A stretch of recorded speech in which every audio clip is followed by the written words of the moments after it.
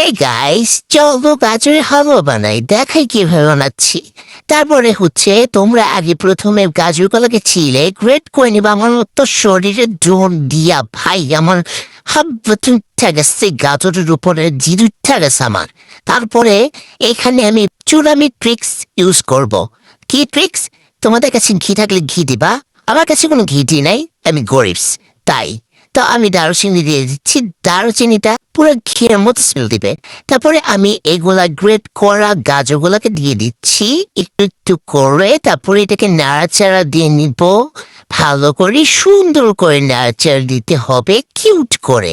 তারপরে এক পর্যায়ে তো নাড়াচাড়া দিতে আমার সহ্য ছিল না, পুড়িয়া যেতেছিল ভাই, পুড়িয়া যেতেছিল। আল্লাহ, পুড়তে পুড়তে এখন আমার চিনি দিতে হবে।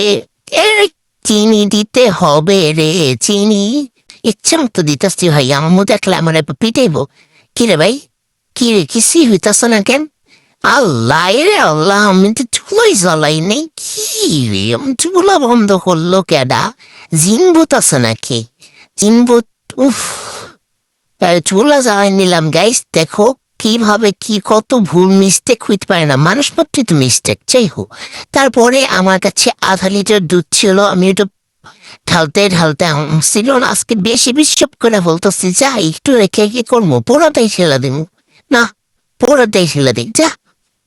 তারপরে এটাকে ভালো করে কুটানটা দিতে দিতে গাজরটাকে ভালো করে সিদ্ধ করে একেবারে মিক্সিং করে নিব। যখন সুন্দর স্মেল চলে আসবে তখন দেখবা এগুলো মানে শুকাতে শুকাতে দেখবা গাজর সাথে মিশে গেছে।